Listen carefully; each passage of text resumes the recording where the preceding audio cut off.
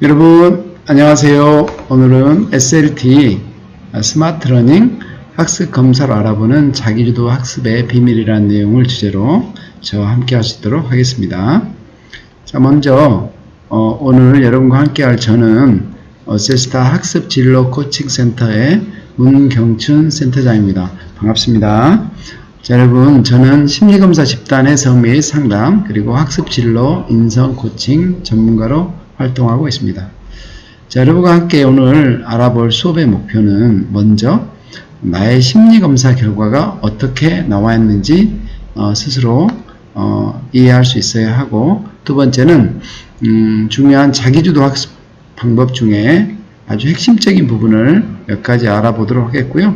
또 이러한 아무리 좋은 학습법이 있다 하더라도 중요한 건 나에게 직접 적용해 보는 것, 또 이게 습관이 되도록 하는 게 중요합니다. 자, 여러분이 결과로 받아보실 학생용 프로파일의 A씨입니다. 그래서 여러분도 이러한 결과표를 받으셨을 텐데요. 먼저 여러분의 신상을 확인하고 또 여러분이 얼마나 이 검사에 신뢰롭게 응답을 했는지 타당도 지표를 확인한 다음에 학습 동기, 행동, 또 학습 전략에 대한 3요소에 대해서 확인해보고 나의 학습용의 강점 요인과 또 우선 개발할 요인, 그리고 종합 학습 코칭에 대해서 앞면에서 확인할 수 있습니다. 그리고 뒷면으로 넘어가면 여러분이 이러한 심리검사 결과를 가지고 나의 학습 능력 향상을 위한 계획을 수립해 보는 것이 매우 중요합니다. 자, 먼저 검사 결과를 해석하기 전에 심리검사에서 사용하는 점수의 의미에 대해서 알아보도록 하겠습니다. 먼저 이거는 우리가 시험을 통해서 나오는 학교 성적 교과목 점수와는 다르다. 그래서 자, 여기에서 심리검사에서 50점을 맞으면 어떤 학습에 대한 태도 중에 딱 중앙 평균이다라고 생각하면 되겠고요. 55점 이상에서 70점 사이는 높은 수준이다. 70점 이상이면 매우 높은 수준이다. 네, 상위 2%니까요. 반대로 30에서 45 사이는 낮은 수준, 그리고 30 미만은 매우 낮은 수준. 여러분, 물론 결과에서 모든 게 다 매우 높음이 나오면 좋겠지만 우리가 솔직하게 검사를 했으면 나의 현재 자기주도 학습 수준이 어느 정도인지 알고 잘하는 부분은 더 잘할 수 있도록, 또 부족한 부분은 노력해서 끌어올리면 되겠죠. 그래서 일단은 학교 교과목 점수와는 다르다라는 거에서 여러분이 쉽게 이해할 수 있도록 이 점수뿐만 아니라 수준은 옆에 나와 있기 때문에 여러분 쉽게 이해할 수 있을 겁니다. 자, 제일 먼저 나오는 게, 자, 뭐죠? 네, 학습 동기에 대해서 알아보도록 할게요. 자, 학습 동기는 검사 결과의 왼쪽 윗부분에 나와 있습니다. 다음과 같고요. 제일 먼저 여러분이 학습 동기 종합 점수를 보시기 바랍니다. 그래서 이 척도의 정의에 대해서 나와 있고요. 그 다음에 나의 검사 결과에 대해서 점수와 T점수와 범주로 나와 있습니다. 그래서 먼저 종합 점수를 보시고 그 밑에 학습 유능감, 학습 흥미, 학습 기대에 대한 수준을 보시기 바랍니다.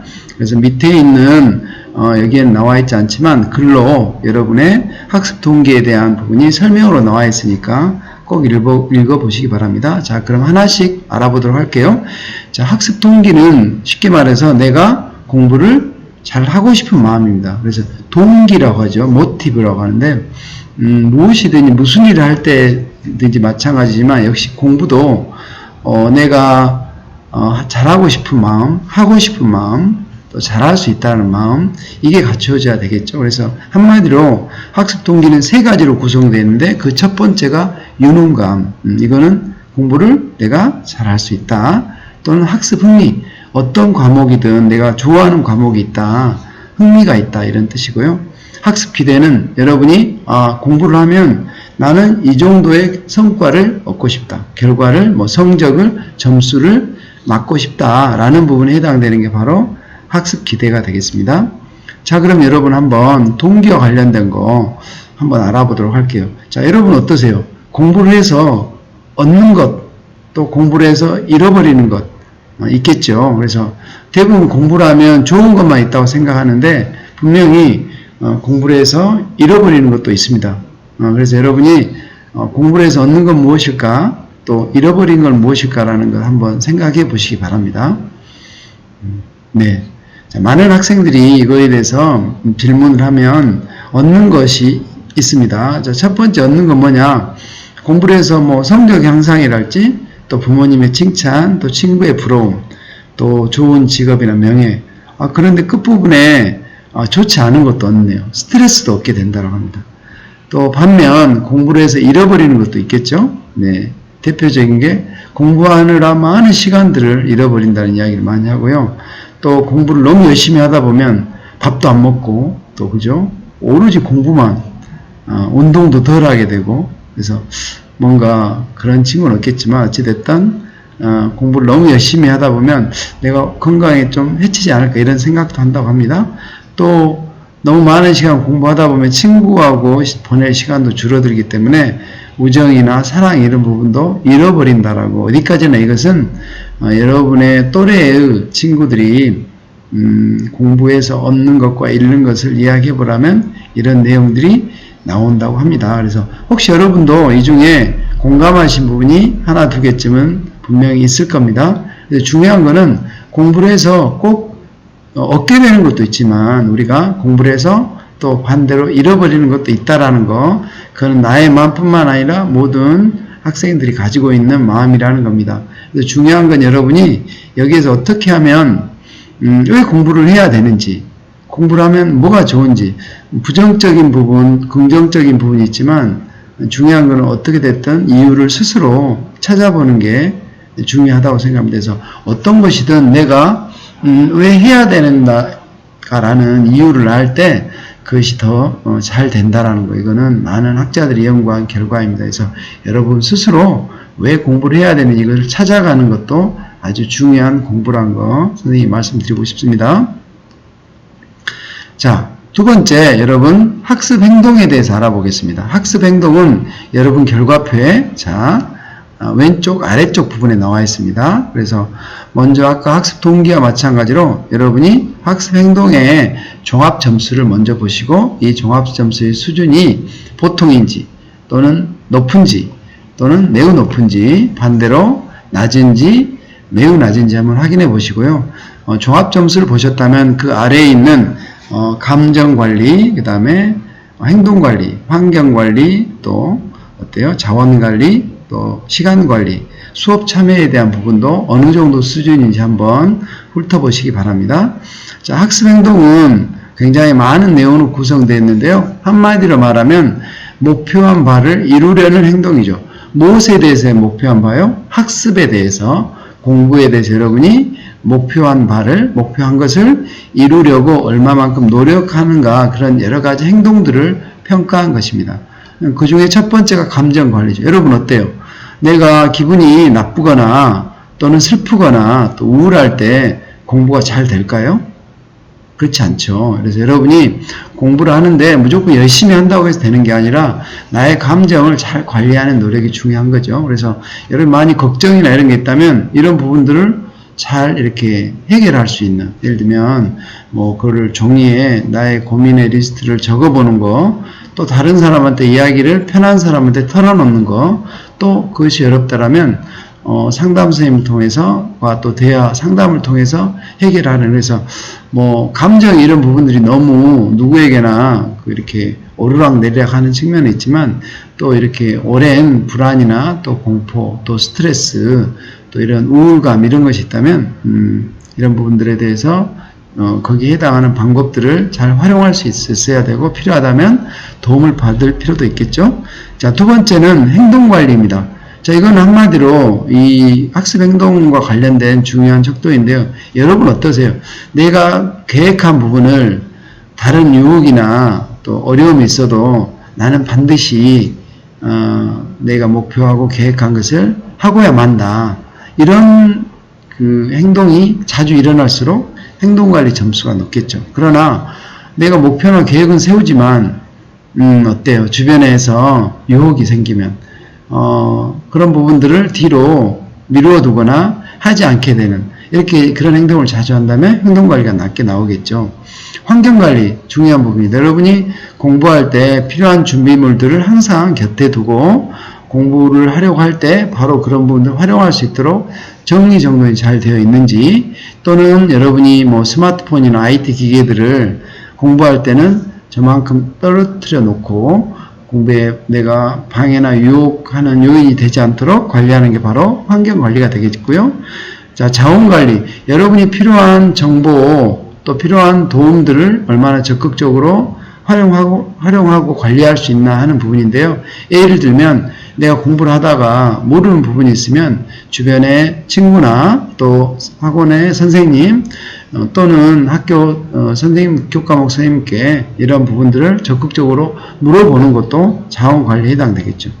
자, 시간 관리는 하루 우리가 주어진 시간을 얼마만큼 잘 배치하고 또 미리 시간 나에 맞게 계획을 짜서 그것대로 이렇게 효과적으로 학습을 하는데 시간을 활용하고 있나 라는 부분을 보게 되는 거고요. 자, 마지막 수업 참여 굉장히 중요한 부분이죠. 여러분 하루에 6시간 또는 7시간 또 뭐 학원이나 과외까지 포함하면 최소 뭐 우리 중학생들 같은 경우는 뭐 하루에 8시간에서 10시간 이렇게 많은 부분을 누구로부터 이렇게 수업이나 또 여러 형태로 강의를 듣거나 합니다. 그래서 여러분이 학교에 특히 보내는 수업 시간에 어떤 태도를 보이는가 이게 굉장히 중요하거든요. 자, 우리 친구들은 어때요? 수업 시간에 자기 자신의 모습을 한번 돌아보기 바랍니다. 혹시 멍을 계속 때리고 있지 않은지 또는 자꾸 졸리고 무슨 내용이 하나도 모르겠다든지 그런 모습이신지 아니면 미리 수업에 대한 준비를 잘해서 매 수업마다 집중해서 선생님과 이렇게 눈을 자주 마주치고 또 필요한 곳은 메모도 해가면서 어떻게든 집중하려고 노력하는지 이런 모습에 따라서 학업의 성패가 결정이 된다는 부분 꼭 잊지 말아 주셨으면 합니다. 자, 그렇다면 우리 공부의 신이라고 하는 강성태 선생님 발음이 꼬였네요. 강성태 선생님을 통해서 백점각 학교 수업 듣는 방법의 몇 가지 주요 사항들을 점검해 보도록 하겠습니다. 자, 여러분 학교 수업은 잘 듣고 있나요? 자, 이거는 수업 시작 전에 일어나는 건데요. 우리 수업 시작 전에 좀 어수선하죠. 종이 울리면 딱 자리에 앉는 학생이 있는가 하면 한참 동안 이렇게 선생님이 거의 다 들어오실 무렵에야 자리에 앉게 되는, 그래서 이런 어수선한 분위기지만 시간이 조금이라도 남는다면 자, 2, 3분이라도 무엇을 오늘 배울 내용을 어떻게 자세히 아니죠, 대충이라도 훑어보는 게 수업 시작 전에 좋은 모습이라고 합니다. 자, 수업 시간 중에는 자, 어떻게 해야 될까요? 누가 하시는 말씀을 선생님이 하시는 말씀을 다 받아 적을 정도로 어디에서 눈을 떼지 않는다? 물론 칠판도 되겠지만 또 TV 모니터도 되겠지만 선생님에게 눈을 떼지 않는 거. 그래서 어떻게 하고 있으면 좀 덜 졸리기도 하겠다? 근데 여러분 점심 먹고 특히 5교시 같은 게 굉장히 졸린 시간이죠. 특히 아침 1교시도 마찬가지고요. 그럴 때일수록 수동적으로 듣고 있다 보면 졸리게 되니까 무엇이라도 노트나 메모장에 선생님 말씀하시는 주요 내용 또 나한테 이렇게 이해가 되는 어떤 부분 핵심적인 키포인트를 적고 있으면 계속 쓰고 있으면 좀 덜 졸리고 수업에도 집중이 잘 될 것이다.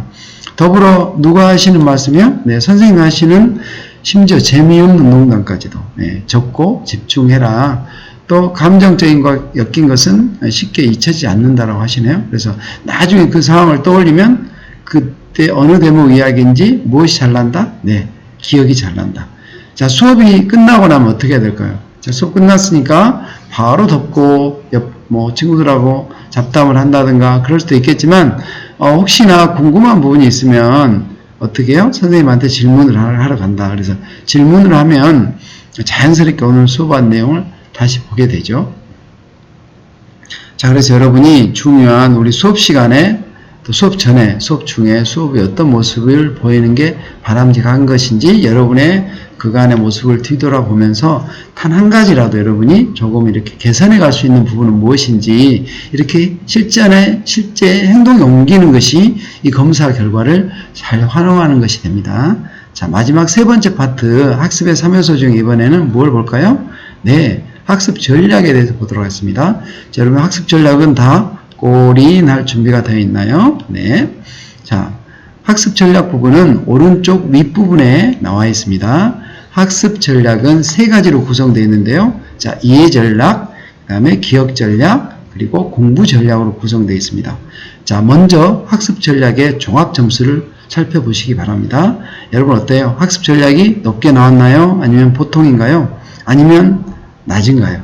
자, 먼저 학습 종합 전략의 종합 점수를 보시고 그 다음에 이해 전략, 기억 전략, 공부 전략 순서대로 어느 정도 수준인지 살펴보시기 바랍니다.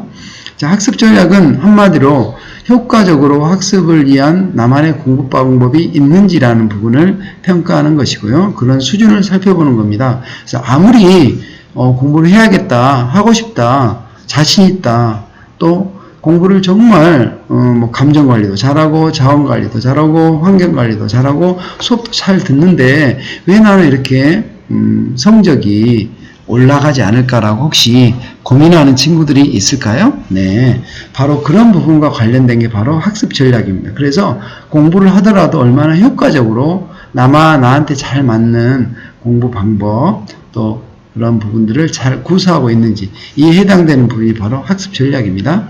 자, 그 중에 하나가 바로 이해 전략이죠. 여러분 혹시 뭔가 공부를 한다면 무조건 외워야 된다고 생각하지 않으신가요?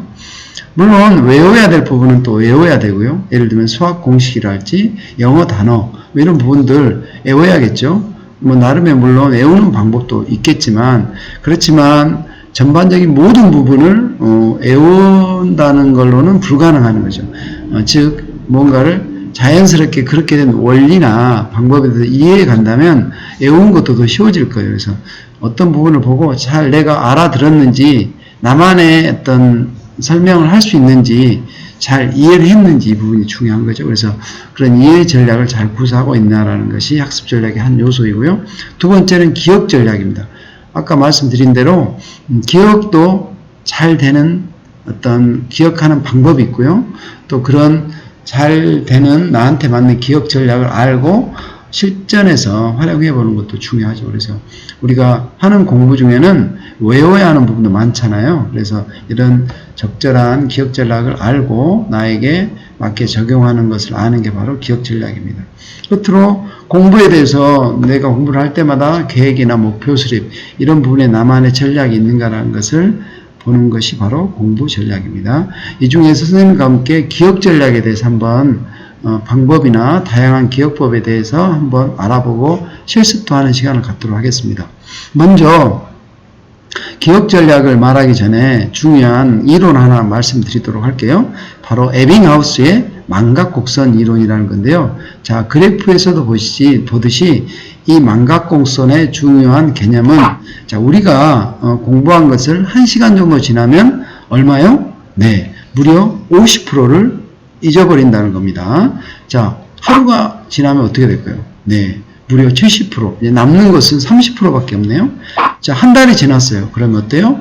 80% 이상을 망각하게 된다는 거죠. 그래서 여러분 여기서 중요한 부분, 자, 우리가 아무리 공부를 열심히 하고 수업을 잘 듣고 공부를 했다 하더라도 이거를 주기적으로 반복해 주지 않으면 우리 기억에서 사라져 버리게 된다는 거죠. 그래서 여러분 보통 공부를 하고 뭐 한 달 정도 후에 무슨 시험을 본다면 한 번도 복습을 안 했다면 우리 머리에 남아있는 기억의 양은 어느 정도라고요? 예, 20% 정도밖에 남아있지 않게 된다는 거죠. 그래서 여러분이 나중에 다시 시험 공부를 하려 하면 어떤 생각이 들어요? 하나도 생각이 나죠. 이거 정말 내가 배웠나? 라고 생각을 하게 되는 거죠. 근데 정말 중요한 건 그래서 주기적으로 복습을 해야 된다는 거죠. 여러분이 주기적으로 복습을 하지 않고 한꺼번에 공부를 하게 된다면 20%밖에 남아있는 기억을 가지고 거의 새롭게 공부를 해야 된다는 거죠. 근데 우리가 좀 더 쉽게 하려면 어떤 방법이 있어요? 그렇죠. 한 시간 정도 50% 망각하게 된다고 그랬으니까 수업을 아까 바로 들은 다음 쉬는 시간에 잠깐 한번 보면 방금 배웠기 때문에 좀 수고를 덜 들이고도 많은 부분을 내가 학습을 할 수 있는 거고요. 그날에 가기 전에 또 한번 복습을 하고 또 일주일 정도 만에 한 번 더 복습을 하게 된다면 오히려 여러분이 시험 공부할 때 공부의 량이 많이 줄어들게 되는 거죠. 그래서 안타까운 건 우리 상당수의 우리나라 학생들이 너무 많은 시간을 공부하고 수업을 듣는 시간에 쓰다 보니 결국은 내 스스로 공부하는 시간, 다시 말해서 복습하는 시간이 적어진다는 거죠. 그래서 우리 수업 중에 들어서 알고는 있는데 어때요? 실제로는 복습을 하지 않기 때문에 내 것이 되지 않고, 그래서 들어는 본 것 같은데, 그래서 머릿속에서 알쏭달쏭 이렇게 하게 되는 거죠. 그래서 정말 중요한 것은 어때요? 자, 여기 망각곡선에서 이야기하듯이 우리가 어때요? 주기적으로 반복을 했을 때 이렇게 내 머리에 뇌에서 이게 중요한 부분이다 생각해서 장기 기억 장치로 옮겨가게 된다는 그런 이론도 있습니다. 그래서 여러분이 주기적인 반복 학습이 제일 중요하다는 거죠. 자, 그러면 여러분 기억력과 관련된 부분에 대해 실제로 실습을 한번 해볼 수 있도록 하겠는데요. 시간이 한 1분 30초라는데 한 1분 정도 여러분 제가 앞에 보이는 단어를 화면에 보여드릴 겁니다. 그래서 여러분이 혹시 활동지를 받으셨다면 그 활동지를 사용하셔도 좋고, 안 그러면 백지에 25개짜리 칸을 한번 그려보시기 바랍니다. 아니면 이제 그 활동지가 있으면 활동지에 적으면 되고요. 여러분이 화면을 보고 단어를 기억할 때는 활동지에 기록하면 안 되겠죠. 이거는 여러분이 기억법에 대해서 실습을 해보는 거니까 시험이 아니기 때문에 우선은 제가 단어를 보기만 하세요 하는 동안은 보기만 하시기 바랍니다. 자, 그럼 준비되셨나요? 자, 앞에 단어를 보여드릴 텐데요. 자, 보겠습니다. 자, 예. 자, 단어 보이시나요? 네, 25개의 단어. 자, 지금부터 1분 시간 드리겠습니다. 갑니다.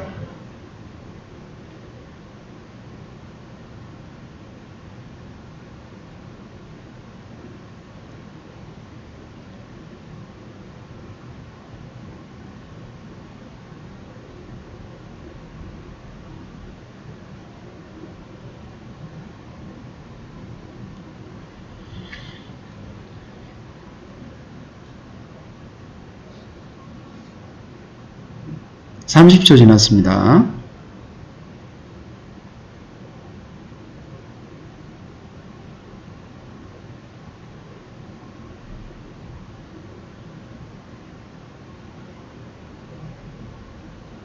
(15초) 남았습니다.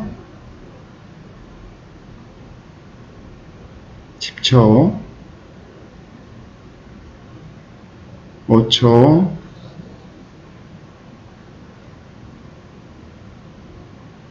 그만. 자, 화면에 본 단어를 생각나는 대로 여러분 백지나 또는 나눠드린 활동지에 작성해 보시기 바랍니다. 자, 순서엔 상관없습니다.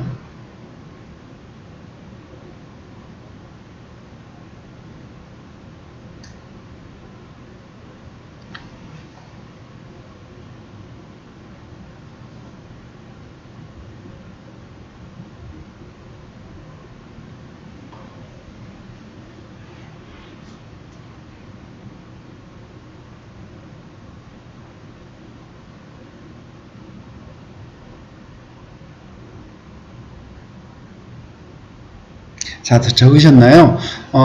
충분히 시간을 못 드려 죄송한데요. 자, 여러분이 어떤 몇 가지 정도 단어를 적었나 보시기 바랍니다. 자, 앞에 보였던 화면의 단어들은 총 25개 단어인데요. 자, 크게 보면 학용품, 꽃, 채소, 운동, 색깔 이렇게 구분이 되어 있는데요. 자, 혹시 여러분 그런 방식으로 외운 친구들도 있을 텐데, 자, 이러한 기억법을 가르쳐 무슨 기억법이란다? 네, 맞습니다. 범주화 기억법이라 합니다. 그래서 비슷한 것끼리 묶어서 암기할 때 우리가 더 잘 외워지죠. 자, 이걸 가리켜 범주화 기억법, 기억법의 종류 중에 하나이고요. 자, 두 번째 기억법을 하나 소개해 드리도록 할게요. 자, 이렇게 자, 긴 숫자는 나누어서 외우는 건데요. 청크 암기법이라 합니다. 그래서 이렇게 긴 숫자 같은 경우는 중간에 끊어서 이렇게 8자를 끊어서 외우면 사람이 더 기억이 잘 된다는 겁니다. 자, 다음은 머리 글자를 활용해서 이렇게 뭔가를 외우는 방법을 약어법이라 하고요. 그래서 여러분이 무슨 관련성이 없는 단어라도 이렇게 말을 지어서 이렇게 외워보면 좀 더 쉽게 외워진다는 거죠. 그리고 심상법이라고 있습니다. 앞에 보이는 in, out, around, into, out of, through라는 이 단어를 여러분이 외워본다면 그림으로 한번 그려볼 수 있겠죠. 예를 들면, 자, 동그라미 안에 있는 게 in이고, 동그라미 밖에 out입니다. 자, 동그라미 안으로 들어온 게 into고요. 자, into에서 out으로 나가는 out of죠. 그래서 동그라미를 지나가는 것과 관통하는 것을 through라고 하죠. 그리고 어때요? 그 주변에 있는 걸 어라운드라고 하죠. 그래서 여러분 이렇게 이미지화 이렇게 기억하는 법을 심상법이라고 하고요. 노래법도 있습니다. 뭐 우리 조선시대에 왕의 이름을 외울 때 앞자리를 따서 뭐 태정, 태세, 문단세, 애성년종, 임명서 이렇게 저희 때는 이렇게 단어를 이렇게 앞자리를 따서 노래로도 불렀던 기억이 있는데요. 노래법도 우리가 기억하는 좋은 방법 중에 하나죠.